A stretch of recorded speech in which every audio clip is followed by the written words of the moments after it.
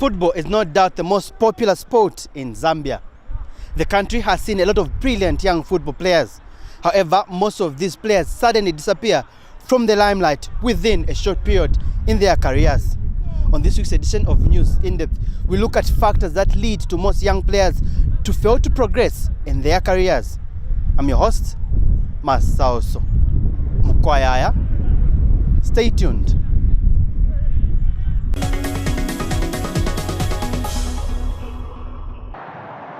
Wanza, Lungu, difficult ball. Tembo, Fire.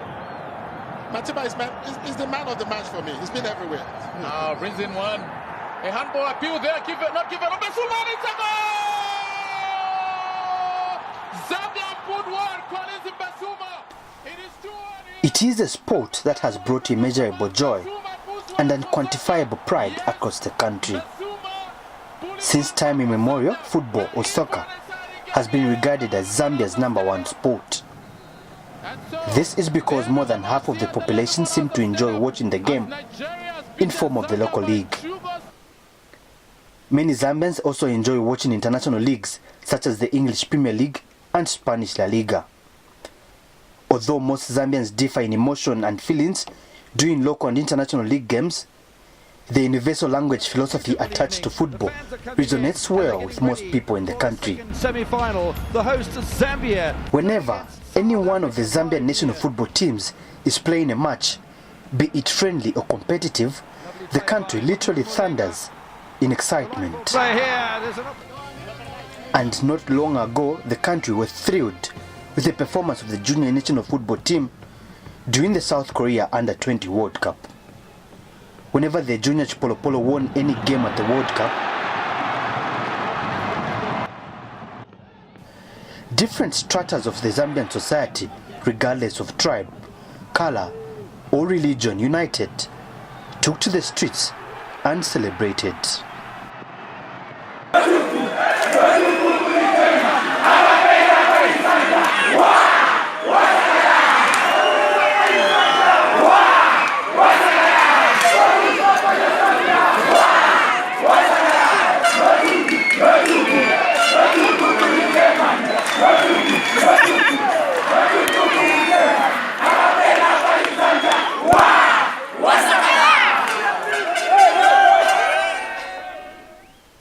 Football analysts have on a number of occasions noted the unique and vast talent that Zambian footballers possess.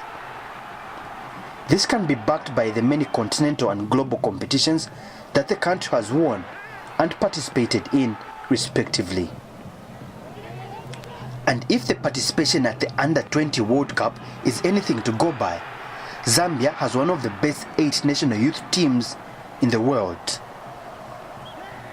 Despite most young Zambian footballers displaying best football skills on the pitch for years, experts observe that they are short-lived. Simata, a seasoned football administrator, has drafted a satirical description of Zambian football players. Well, I put them in 2 categories, actually. We have stars and we have shooting stars. I'm sure you know what a shooting star is. The ones you see at night, where it moves and then it just disappears. And unfortunately in our football we have too many of those who come up, give us a lot of hope, give everybody excitement, and then just fade off and disappear. And that's the majority. And then on the star side, we have had some players who have stayed long on the scene, who have continued to show their football talent until they got to a point where they retired. Unfortunately, that's the minority. Football enthusiasts say most young players who appear promising suddenly disappear from the football limelight within the first few years of their brilliant careers. They back their claims with a few examples of Zambian players who grabbed some prestigious accolades in their youth, but ended up derailing from paths that seemed to be leading them to football stardom. Sebastian Wansa, who I believe would have been a great player. I think would have gone on even to play for the top clubs in Europe. he was the core player in that 2007 Under-20 World Cup, which was played in Canada. He played alongside the likes of Mayuka, Fayo Tembo, Dennis Banda, and those were key players in that team. He was our core in that midfield. He was like Emmanuel Mwepu at the current Under-20 World Cup. He was a great player, and after the tournament, what happened? He ended up playing for TP Mazembe. Was it the best move for him? I don't know, but personally I think it was not the best move that he would have made, because at that point he was under 20, and looking at the team like TP Mazembe, when you watch them when they're playing in the Champions League, yes, they're a big team on Africa, they have dominated in the African continent, but there were a lot of teams that were knocking on his door for Europe. Chapa Dongolungu, a veteran sports journalist at the Zambia Daily Mail newspaper, attributes the narrow progression rate of most young Zambian footballers to lack of a structured football development model in the country. Zambia is a country that has so much talent. Wherever you go, Chipulukusu, Mtendere, you would find young boys playing football, and these have progressed, I think, into structured kind of leagues. But the progression, I think, we must admit, has been quite slow.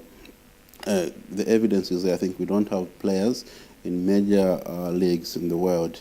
It's because I think they have not grown to their full potential due to various reasons. I think chief among those is I think lack of structured planning on the part of those that are managing football clubs. There's an example of Europe. Any league you can look at in Europe, they have got two teams. Each club has two teams. The reserve team, which is predominantly for youths, and then you have the main team. But that's not the case here. We only have one club. I mean, one team per club, which is not very good for development. Because Harry Milanzi is a past master in the game who played for the Under-20 national team. He also played for the senior national team for many years.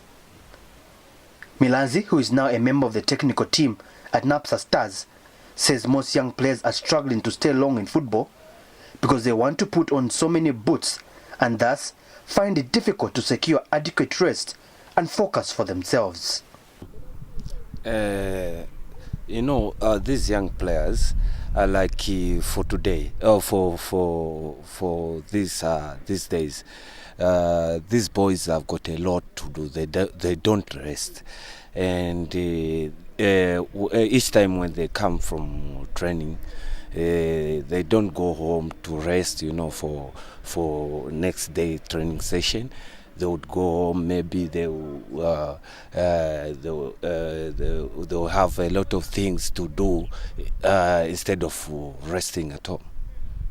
Meanwhile, the Football Association of Zambia, FAZ, says majority of young players are struggling in their career because they have difficulties in maintaining discipline and maturity needed in football. In any sphere of life, we always talk about how important it is to be disciplined if you have to be successful. The same applies in football. If you are just developing your career as a young footballer, the first thing you need to do is to be disciplined. You keep your feet on the ground, your head high, okay? And other things will follow. So, Zambia has had successful under-20 sides in the past, just like the current one that we have. The emphasis has been so much on them remaining focused and disciplined, even as they become football stars. The current under-20 side that we have, I'm sure you'll be able to agree with me that their lives have totally changed. These are young boys who were picked from different parts of the country through the Airtel Rising Star. They played the COSAFA Image Champions. That's when people started recognizing them. Charles Banda, a Lusaka-based football analyst, cautions footballers against prioritizing money if they want to go far in their career. Teams like in Europe, the way it is when you're under 20, and they send specialists to watch you at games, and when they see that you're under 20, they know that you have the potential to reach your highest level. So what do? They put you on a special program sometimes and believe that you're not ready for the senior team, so they want to develop you as a player and develop you in the type of player that they want you to become. So players would maybe try to follow money or other maybe motivating factors.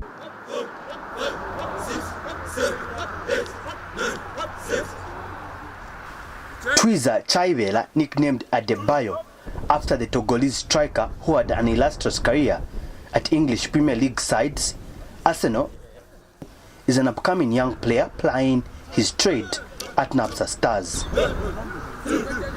Twiza, who is 20 years old, appears to be an easygoing and attentive young football player. He has managed to blend with more experienced and older players without much ado.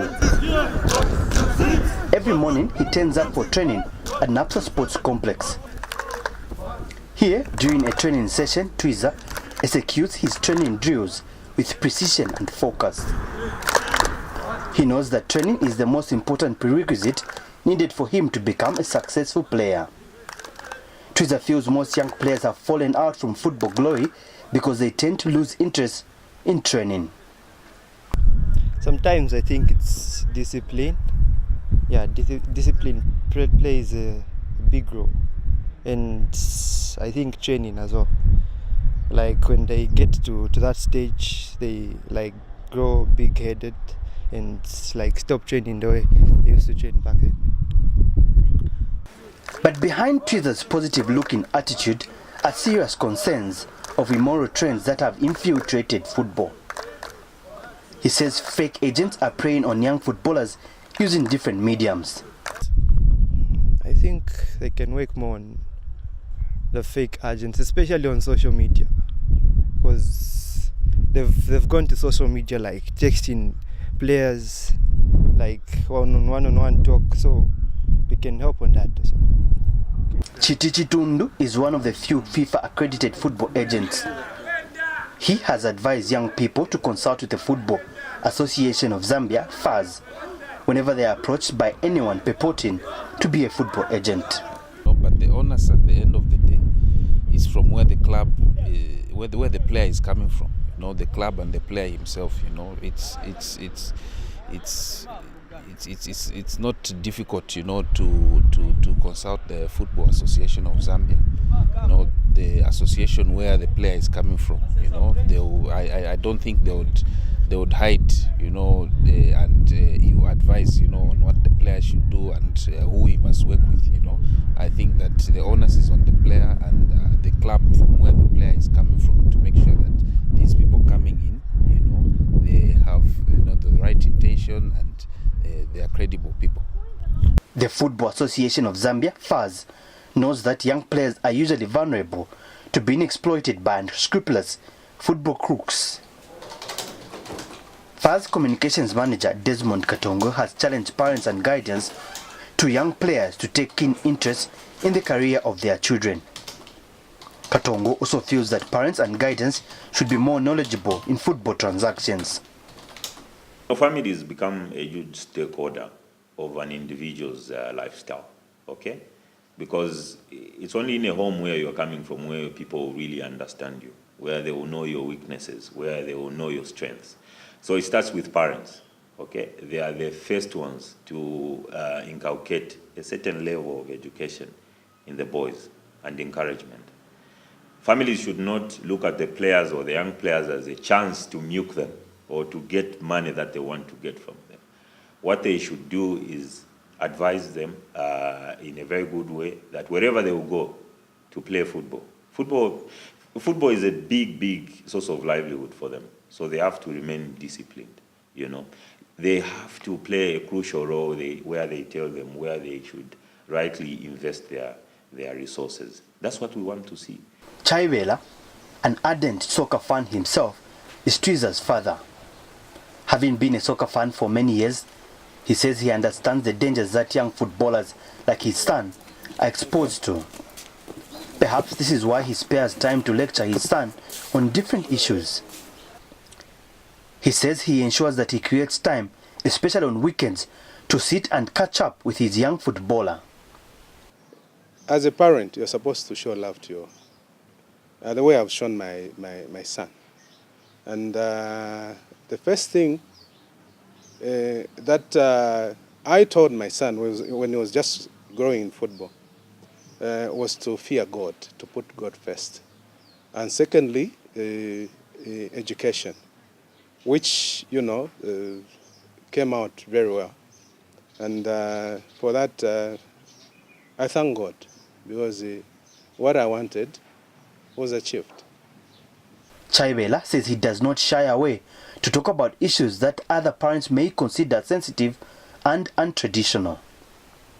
I'm a very frank person, and I've actually sat with him maybe 1 or 2 occasions, because, as a parent, I'm supposed to guide him.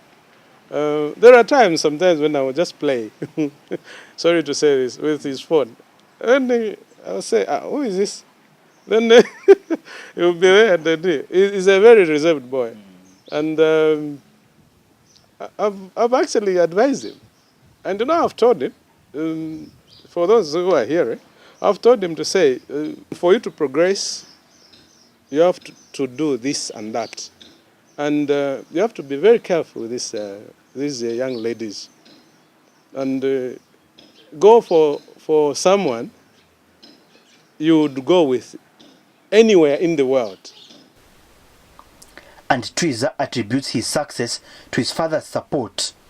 He feels if more parents support young athletes in their families, the country would build a pool of seasoned sportsmen and women. It is very supportive. This has made me to stay focused, always train, always encourages me to do more on the pitch. And some parents are not supportive, in the sense that, for my father, he's always there to watch me. He always cheers me up when he's there. So parents really need to support their children. Simata has also called on societies that house young footballers to be more caring and supportive to the young lads. He says society should stop looking at young football players as a source of easy income. We don't have very strong communities anymore. Here's a child or a player who is showing a lot of potential, making a little bit of money, and then the society puts him under pressure to become, say, the beer provider. You get the point.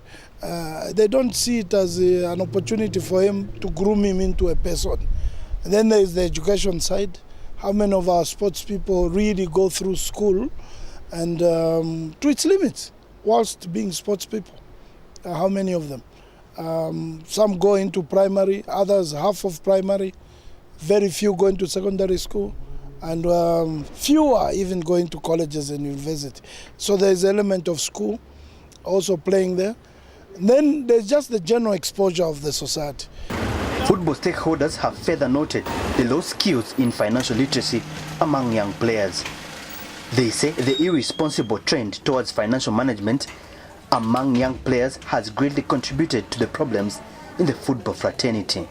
There's also a situation where an agent can take a player to a club, and then the club pays the agent the player's remuneration, so that even if the player, whatever he does at the club, the agent gets the money.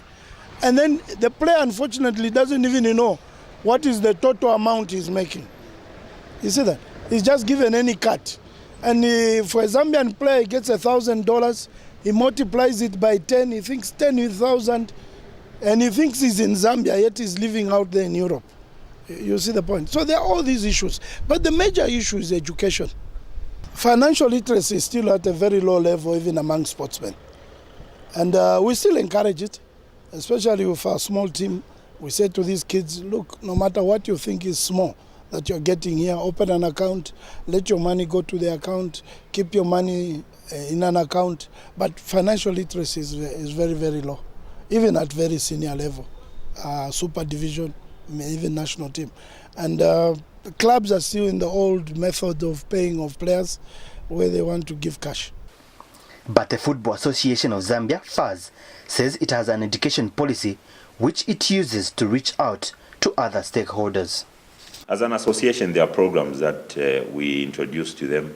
For instance, there is we have a big partnership between FAS and FNB. And some of the initiatives that we had introduced was financial literacy. We were fortunate that FNB had to come on board. And this is something they had a training with the boys. They had a one-day training session where they were told about how to manage their resources. Because one thing that we shouldn't forget also is the mere fact that when you become a star, obviously it comes with a certain package of money that you begin to get. For instance, Edward Chilufi at the age of 17 or 18, he was signed for a big club in Europe, for instance. And then all of a sudden his world changes.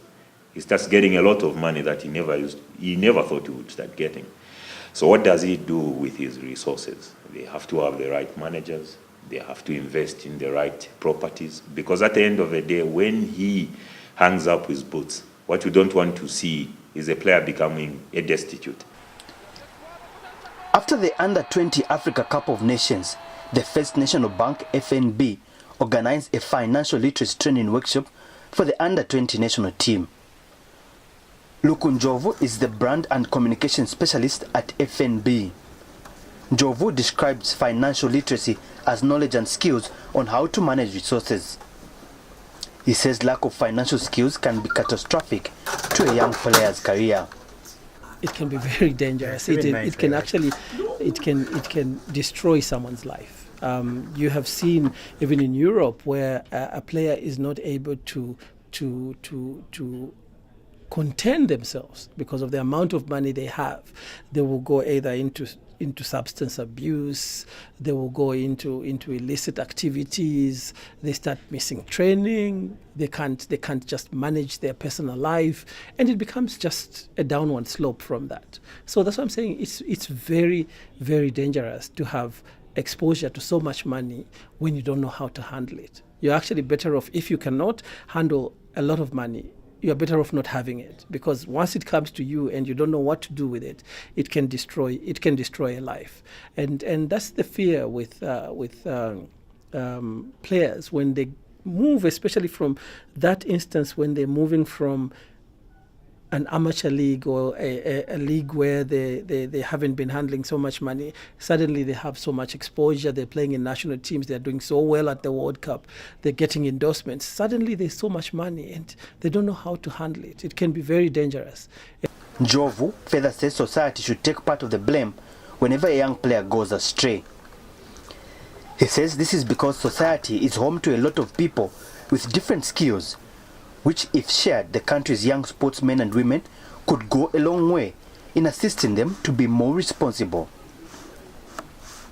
For us, for instance, as FNB, what we have advised the Football Association of Zambia and the players is that we are available not just to provide financial support to the team, but also expertise on how they can manage the personal brand, for instance. How do you manage yourself as an individual in interacting with your fans, in how you interact on social media, for instance, what you say about yourself, what you post about yourself, and what type of contracts do you get into. We are available and willing to look at whatever contracts that the players are looking at. Is it just a contract to do with an endorsement, be it a contract to do with an endorsement for attire, for drinks, for fashion, anything like that? If they want to just have an opinion, they can come to FNB, and we're willing to look at those contracts for them free of charge. And we'll just give them the guidance and say, this is how you should go about it. Because at the end of the day, this is a team that we are investing in. We don't want 5-10 years from now to see that these players are struggling because we didn't share information with them. Hikawa Chipande, a sports psychologist at the University of Zambia, is saddened by lack of sports psychologists in Zambian football. Dr. Chipande says young players are not psyched according to the task at hand. He says the misplaced counseling of players before games leads to disorientation in the team. Well, depending on the kind of orientation that young athletes have been given, they could either be oriented to be, they could either be goal-oriented or achievement oriented. Now, achievement oriented entails, focusing on being popular, winning matches, becoming, probably successful, prosperous, like Didier Drogba, etc. That is, if the orientation they've been given is that, play this game so that then you become, big and popular, win matches, etc. Then the other end could be goal orientation, and goal orientation, which is also called task orientation, where, the focus could be, build your skills, build these sets of skills that are required for you to progress as a very capable player or athlete. And that goal orientation or task orientation, scholars argue that actually lead to the development of focused and stable athletes. But if they are, oriented in a way, if they are achievement oriented, meaning that they are, ego oriented, because, if you always want, to be seen, to be very successful, to be firm, to be the person who is looked up to, then it means that, there will be a bit of an ego there involved. And now there's a danger with that kind of orientation, or the ego or achievement orientation. The danger is that the moment you fail to deliver and you fail to impress, then your ego becomes bruised. And when your ego is bruised, usually for young athletes, it leads to maladaptive behavior. Maladaptive meaning, they become disoriented. Dr. Chipande has also urged the people managing young players not to cloud them with responsibilities beyond their abilities. For example, one is still probably a little young, and then they're exposed to compete with other athletes that are maybe a bit older than them. Then they fail to compete fairly with them because they are maybe physically stronger. And if they are not prepared very well mentally or psychologically, then it will entail that, it will mean that they will feel that they cannot actually continue because, no matter how much they try, the other end is just too good for them, right? So that is one end in terms of, the game itself and the improvement of their skills. But on the other end, of course, as we discussed earlier, it's also about how do they handle this success, if at all they are successful. If the systematic growth and progression of young people in football is to be guaranteed, collective effort is needed to secure a brighter football future in the country.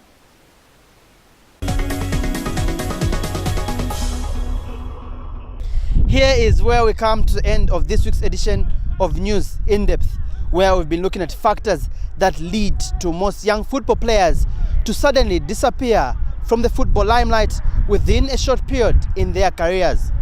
I have been your host, Masauso Mukwayaya. Pleasant viewing.